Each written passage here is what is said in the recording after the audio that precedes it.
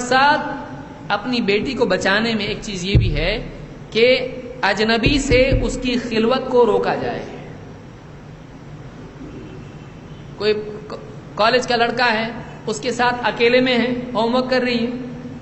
یہ کون سا ہوم ورک ہے؟ اس کے گھر پہ بیٹھ کے فلاں جگہ جا کے لائبریری پہ جا رہی ہے اور اکیلے اس کے ساتھ میں ہے، اکیلے دونوں ہیں، نقصان ہو سکتا ہے. خلوت نہیں ہونا چاہیے. ایسا اگر ہو رہا ہے، کون ہے؟ فلانا ہے، چنکی پنکی جو بھی ہے، اس کے ساتھ میں پروجیکٹ پہ کام کر رہی ہوں. اچھا، تو اس کے روم پہ، وہ ہاسٹل میں رہتا ہے، وہ فلاں جگہ رہتا ہے، مجھ کو اس کے پاس جا کے کام کرنا ہے. نہیں چلے گا. ایسا یہ چیز نہیں چلے گی. اس طرح کی خلوت نہیں چلے گی. تو اللہ کے نبی صلی اللہ علیہ وسلم فرماتے ہیں لا یخلون رجل بامرأة الا ومعها ذو محرم، کہ کوئی مرد کسی عورت کے ساتھ اکیلا نہ رہے. ہاں، ایسی صورت میں رہ سکتا ہے اس کے ساتھ میں جبکہ اس عورت کا محرم ہو. اس عورت کا محرم ہو، اس کا اپنا گھر کا کوئی آدمی ہو جس سے اس کا نکاح نہیں ہو سکتا ہے. یہ نہیں کہ میرا کزن بھی ہے، کزن سے خود پردہ ہے. یہ نہیں کہ گڈو کو بھی لے جا رہی ہوں، وہ 4 سال کا بچہ، اس کو چاکلیٹ دے کے کہیں بھی کوئی بھیج سکتا ہے. وہ نہیں، جو پروٹیکٹیو ہو اس کے لیے، اس کا نگراں ہو، اس کو سنبھال سکتا ہو، اس کو خطرے سے بچا سکتا ہو. بولے میرا محرم ہے، یہ محرم ہے، اس کو بھی کپڑے پہننے نہیں آتے، محرم ہی ہے، کیا کرے گا؟ کیا ہوا اس کو معلوم بھی نہیں پڑے گا. تو ایسا کہ جو اس کا نگراں ہو، اس کو بچا سکتا ہو، اس کے بغیر کسی مرد کے ساتھ وہ اکیلے میں رہ سکتی ہے؟ نہیں رہ سکتی ہے. تو یہ بھی اولاد، یہ بخاری مسلم کی حدیث ہے. اسی طرح سے آپ نے فرمایا الا لا یخلون رجل بامرأة الا کان ثالثهما الشیطان. جب بھی ایک مرد اور ایک عورت اکیلے ہوتے ہیں کسی کمرے میں، ان کا تیسرا کون ہوتا ہے؟ شیطان ہوتا ہے. وہ کوشش کرتا ہے کہ ان کے دلوں میں جذبات بھڑکائے اور وہ جذبات بھڑکا کے ان سے غلطی کرائے.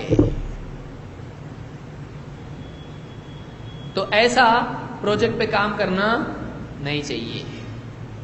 یہ پروجیکٹ رہ جائے گا بازو، دوسرے ہی پروجیکٹ پہ کام ہو جائے گا. ہاں، اور اس کے بعد پھر پروجیکٹ بے عزتی.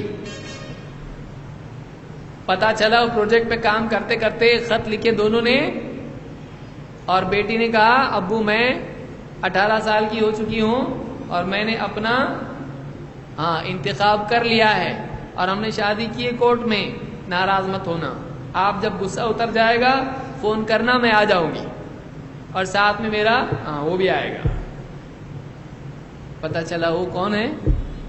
ایک نمبر کا لفنگا قسم کا نوجوان، جس کے ماں باپ خود اس سے پریشان ہیں، اس کے ماں باپ اس سے پریشان ہیں، گھر سے نکال دیا اس کو. وہ آیا ادھر ابھی داماد بننے کے لیے گھر جمائی. تو اس طرح کے پروجیکٹ پہ عمل نہیں کرنا ہے. خلوت نہیں ہو، اپنی بچیوں کو اکیلا اس طرح سے نہیں چھوڑا جائے، نگراں رہنا چاہیے. ٹھیک ہے، کرو کام، آ رہا باپ آ رہا، میں بیٹھتا ہوں نا ساتھ میں، بیٹھو. اور کیا ضرورت ہے آپ کو ایسا اتنا پڑھانے کی جس میں آپ کی زندگی خطرے میں آ رہی ہے؟ آپ کو کیا ضرورت ہے؟ آپ اتنا دین پڑھایا آپ نے اس کو؟ دین تو نہیں پڑھا رہے، دنیا کا اتنا پڑھا رہے اس کو.